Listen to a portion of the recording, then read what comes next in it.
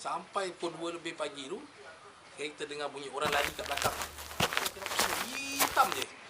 Orang Pak Long saya cakap, setelah petik je, dengan sejapan dengar perempuan mengilai lah. Kita ada 3 pemancing, tapi kita ambil satu je pengalaman dari seorang pemancing kita, nama dia Yan. Kisahnya terjadi di Benjamin Shears Bridge. Assalamualaikum, nama saya Yan dari kumpulan Archipelago Angler. Okey, pengalaman pancing saya yang kisah seram berlaku pada umur 8 tahun. Masa tu di Benjamin Shears Bridge kat bawah tu, belakang Kangaroo. Jadi pada satu malam tu, it's very cliche, kebetulan memang malam Jumaat, school holiday kan.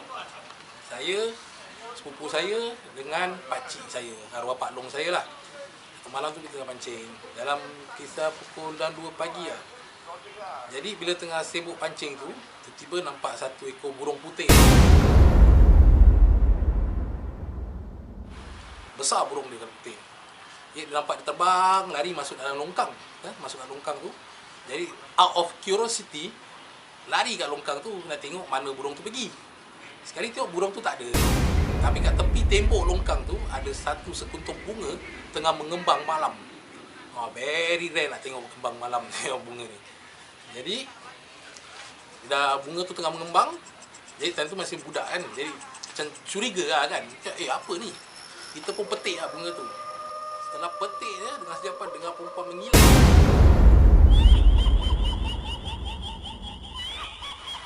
Dah takut. Dah tu umur 8 tahun kan, masih takut. Lari kat arwah Pak Long saya. Cakap arwah Pak Long sudah marah. Kenapa? Apa sudah jadi? Kita ceritakan lah, kita petik bunga, saya kena marah. Jadi bila tengah nak nangis tu, dah tengah seram, ada seorang nenek dengan tengah macam bunyi kat belakang kita tau. Tengah jalan pakai tongkat. Jadi bila pusing, aku terus nangis kan, cakap dengan arwah Pak Long aku. Dah takut lah kan, takut sebab silap sendiri kan. Jadi arwah Pak Long aku pun keluarkan sebilah keris ni, tak tahu apa yang dia sudah baca, ketuk-ketuk. Dia kata, korang tutup muka je dengan selimut. Kita pun tutup dengan selimut. Jadi tak tahu nenek tu pergi ke mana. Lepas tu dilat berapa jam, kita dengar suara bayi pula menangis. Semua terjadi dalam satu malam. Jadi kita dengar suara bayi menangis tu kat belakang tu. Jadi bila kita pusing, kita tak nampak apa-apa, tapi dengar suara bayi menangis. Tu arwah Pak Long cakap, tak apa, kita stop pancing, tapi jangan gerak pada sini. Duduk dan diam. Tu lah kita duduk sampai pagi, saya ingat lagi. Dan tu pukul 4 suku pagi setelah tu, sekali salah satu daripada joran kita, arwah Pak Long saya pergi joran, sudah kena rentap. Fight tau. Fight. Jadi saya tak tahu apa yang saya nampak semua hitam je. So arwah Pak Long saya cakap, korang pusing, jangan tengok. Jadi saya pun pusing lah, tutup dengan beg kat muka. Tak tahu apa jadi. Sampai sehingga pagi, keesokan paginya, saya tanya arwah Pak Long saya, yang semalam tu kita nampak apa benda yang kali hitam tu. Dia kata itu, tak tahulah cerita arwah Pak Long saya, dia kata itu mungkin hantu laut, jembalang hitam. Jadi kisahnya terlalu seram, cuma terjadi dalam satu malam. Begitulah kisahnya yang tak berapa seram ni. Jadi cuma saya tahu bunga dia memang kalau putih, dia mengembang tau. Dia tengah mengembang. Jadi macam kita nampak dalam TV. Kalau biasa dalam TV yang kita tengok dalam video, very macam dia fast forward apa, nampak bunga tengah kembang. Tak, tapi ni kita nampak live. Bunga tu kembang mekar. Dia mekar je terus dia petik. Dia petik je tu dengan suara mengilai. Apa yang nenek tu? Nenek tak tahu apa jadi. Cuma nampak dia lalu kat belakang je. Tapi bunyi gitu. Nampak muka dia ke? Tak nampak muka. Tapi nampak orang dia jalan kat belakang. Tapi nenek tengah-tengah pagi-pagi buta gitu kan. Tapi tak tahu siapa lah. Tapi dia masuk dalam semak, terus hilang lah. Tapi yang herannya semua terjadi dalam satu malam tau. Macam-macam tau. Kita nampak, tak tahu lah, saya cakap jembalang laut dah kan. Lembaga hitam tu, nampak nenek tu dengan suara bayi menangis. Itu je. Habis jembalang hitam tu besar gila.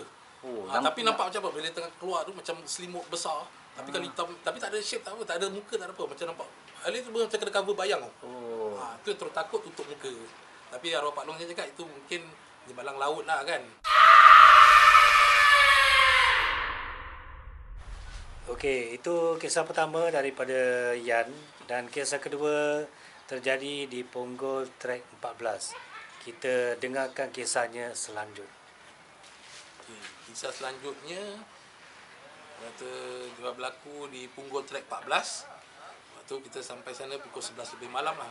So siapa yang masih tahu tempat tu Track 14, mungkin tu ada yang budak sekarang mungkin tak tahu. Sebab sekarang sudah banyak dah kata dah tambak semua kan. Jadi Track 14 ni dulu sebelum Punggol End tu dia hutan lah, hutan. Jadi cara salah satu untuk masuk is naik motor ataupun jalan kaki. Okey. Jadi kita sampai pukul 11 lebih malam. Jadi dah sampai saya dengan birak saya 2 orang naik motor kan. Dah masuk kita tengah pancing tu. Tengah pancing goceng lah kan, senyap je masa tu malam tu. Sampai pukul 2 lebih pagi tu kita dengar bunyi orang lari kat belakang tu. Macam kan gitu kan. Saya pusing tu tak ada apa-apa.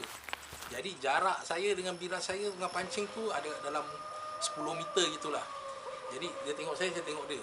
Saya rasa dia pun nampak apa yang saya nampak kan. Jadi setelah tu ada orang panggil nama saya di tengah malam tu kan. Orang panggil macam Yan. Pusing tak ada apa-apa. Lepas tu dia psst. Takkan ada orang kat tengah-tengah hutan ni kenal aku kan.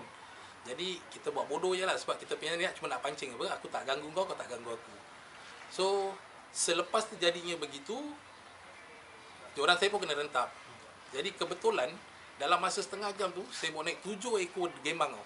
Bukan saya seorang lah, saya dengan birak saya. Lepas saya kena, dia kena kan. Lepas 7 ekor tu macam tak sedar hati lah. Pasal ni gemang je, waduh besar-besar pula tu kan. Jadi macam very curious kan, tak tahu apa nak jadi apa nak cakap kan. Tak, mungkin dia kasih kita tak mau tamak lah kan. Jadi kita pun plan nak bungkus sebab box pun dah tak muat kan ikan kan. Daripada saya pun gerak keluar pada Punggol tu memang rasa seram sejuk lah. Tapi so far tak ada berlakunya apa-apa kemalangan ke kan, tak ada kan. Kita balik tapi kita duduk kedai kopi sampai pukul pagi, sampai subuh, baru kita balik rumah. Jadi pengalaman seram dia cuma kita tengah fikir kenapa ada orang panggil saya kat tengah-tengah hutan tu. Macam tu dia tahu nama saya, ada orang lari-lari tapi tak tahu siapa.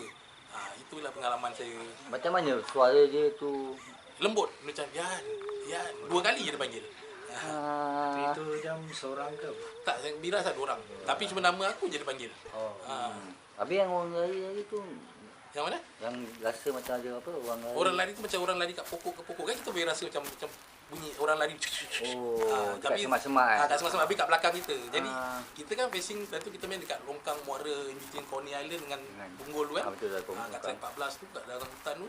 Jadi memang dalam tak ada orang pancing lah tengah-tengah malam. Jadi macam heran lah siapa yang panggil kat Mamam Buta kat tengah-tengah hutan tu kan. Nama betul lah tu, tapi yang panggil, yang heran nama Biras tak panggil. Nama aku seorang je dia panggil. Itu je pengalaman dia. Okey, baik, itu dia pengalaman dari tim Archipelago. 2 kisah yang seram agak seram jugalah. Sekiranya anda ada pengalaman, sekali lagi saya minta anda subscribe Toglan Angler Media dan tekan lonceng di situ. Ting ting. Okey, apa yang saya cerita tadi daripada pengalaman saya tu, anggapnya satu hiburan, jangan taksub, jangan apa, okey? So, walaupun dia benar berlaku pada diri saya, untuk pancing-pancing yang seterusnya, jangan takut pada benda-benda ni. Kita cuma ingat Tuhan, takut pada Tuhan. Okey? Yang penting ceria-ceria, kuih keria. Sekarang kita tutup cerita kisah bongkar spot angka. Kita jumpa lagi. Sekiranya anda ada pengalaman lagi, macam saya cakap tadi, subscribe Toglan Angler Media. Terima kasih. Bye-bye. Bye-bye.